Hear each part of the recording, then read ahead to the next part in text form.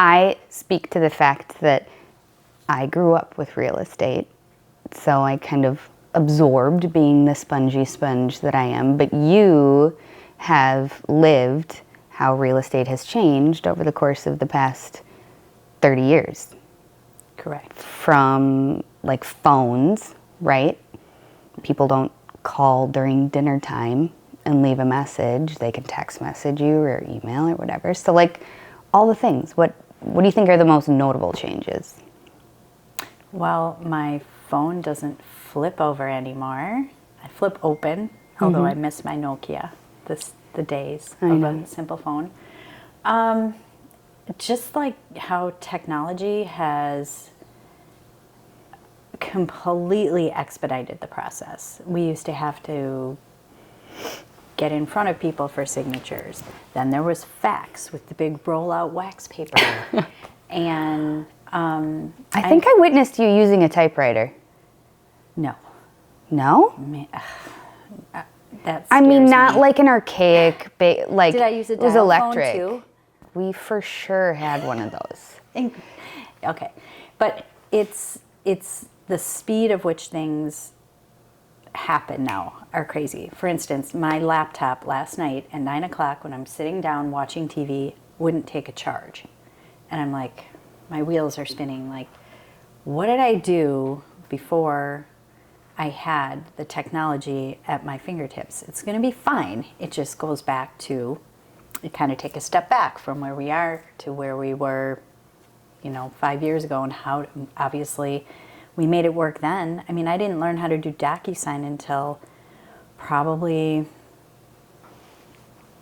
13 or 14 years ago, and it changed my whole life. Did you used to keep like a stack of offer to purchase, listing contract? Did you have those on hand? We used to handwrite them. Right, for sure. but you needed to have them ready for action, right? I didn't really keep a stack, but I did. You just print them off. I would print them off and then bring them to people for their signatures and then deliver them to the agent's office. Yeah. That's wild. I know. And when I was doing appraisal, so before I got into real estate, I did real estate appraisal, and my office was in Whitefish Bay. So I went down to Whitefish Bay. I looked at all the MLS books, and you were like waiting because they came out weekly or monthly even for these books with pictures of properties so that you could look at the squares and fill in the blanks. And then I would do that, come home, do the work, fax everything to them, then they would sign it, review, go back down to Whitefish Bay to pick up the signed copy. So it was just so much more time and energy and inefficiency, totally, yeah. And it was more about, I feel now it's more about providing the customer service rather than just getting it done, because we didn't do social media. We didn't have the forums that we have now to kind of explain to people how the process works and email them the entire offer to purchase, and the lenders are able to do their job faster. It's just gotten so much more fast-paced. So you brought up my next point, which is marketing. I can remember many newspaper ads. Yeah. For the whole family and the whole family. Remember that? Yeah. Mm-hmm. Yeah. So this is payback. This is 100% payback for all those stupid photos that I was made to curl my bangs for your advertisements. It was actually just a family photo that I happened to use for advertising. Yeah, okay, It wasn't fine. specifically for advertising. It's still payback but it was for all something, for the bangs. Me and my mullet Yeah. had a front row spot on the Lake Country Reporter. Yeah. Yeah. It was feathered. Give yourself some credit. Some days, it was feathered. On good days. Yeah. Yeah. But yeah, I don't do any print advertising anymore other than postcards and, strategic marketing. So do you have any opinions or feelings about the change in marketing, social media? Is it an added stressor, or is it innovative or helpful? What's your 2 cents worth? It's definitely an outlet for creativity, which I really like. However, I think it's important, I really do, but it's definitely not the most important thing. It all goes back to those relationships. I feel like it's more image. It's how you want to portray yourself. It's a kind of a sneak peek into your personality and what you enjoy and what you've sold and what you've listed and all of that. For me, it's not as important because I am a little bit more old school. I'm more about the the face-to-face relationship kind of stuff, but I do understand it and I'm learning about it and I'm accepting it. It's not like, oh, I don't, I know it's out there, but it's secondary. She's kind of a big deal. No. She's an icon. That means I'm really old. No, legend means you're really old.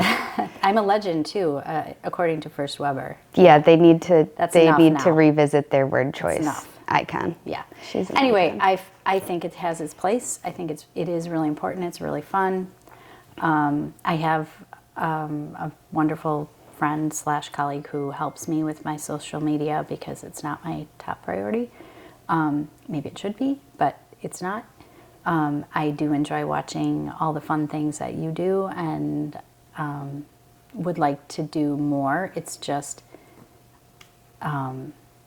finding the time, staying ahead of the trends, all that. Yeah. All right, last thing. I have a question too. Yeah. I feel like for you, like, does social media, like, do you think social media would affect your business even though because you built it, like, without social media, so. I absolutely do. I mean, yeah, I think it's really important. Yeah.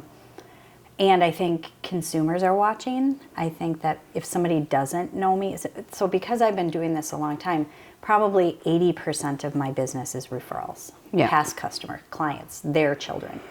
But if I get a lead off the internet and they don't know me, anybody in real estate, they're going to be checking that out. It's become important to create, it's almost like they're interviewing you via social media before they meet you.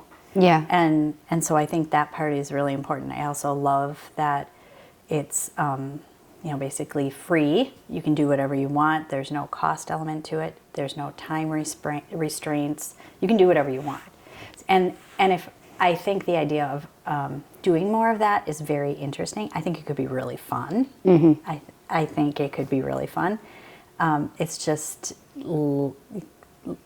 it never quite makes it to the top of the priority list, I guess. Well, and then your day implodes, right? Exactly. And that's the nature of the One phone beast. call.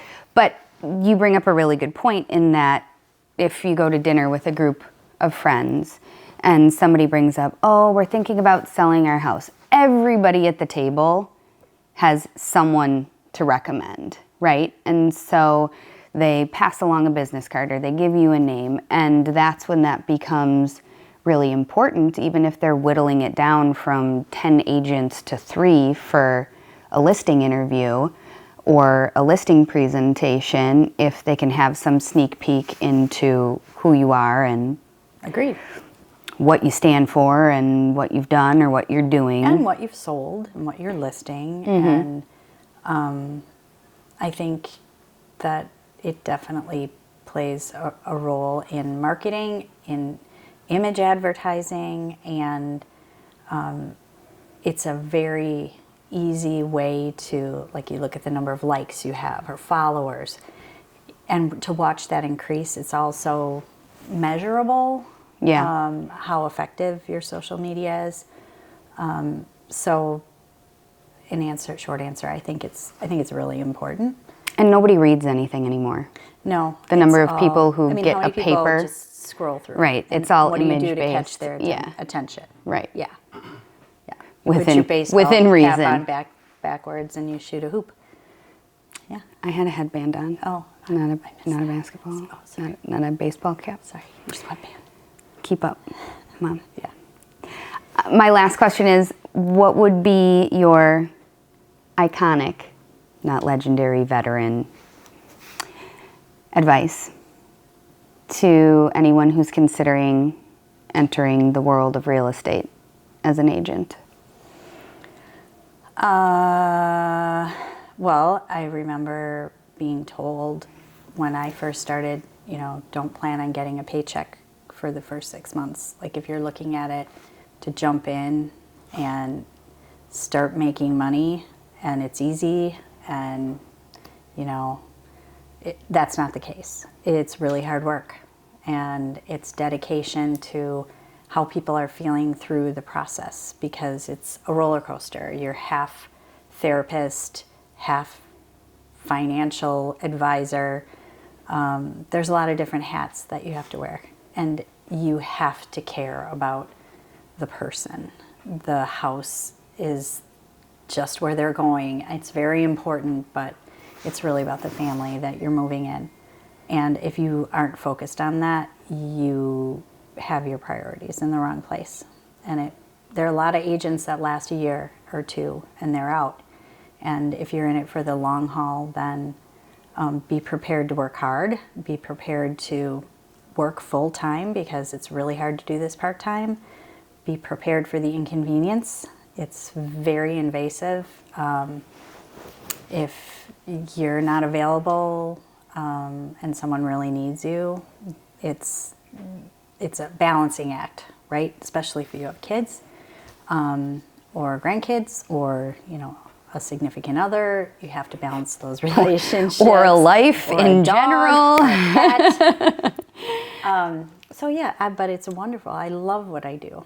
I've loved it since I was 26 years old. I had a conversation with some clients the other day, and they said, Meg, we know you have a lot going on. You don't have to prioritize this. We're in the initial phase. And I said, I just have to share this with you. I laughed to myself today because I remembered that I told people that I was going into real estate because I could control my schedule. Right? Right. Maybe next lifetime. Yeah. But it is rewarding. It is. Yep. All right. Well, that's all I got. Alrighty then. Thank you, Mom. You're welcome. Good job sitting up straight. Oh, thank you. I sucked it in.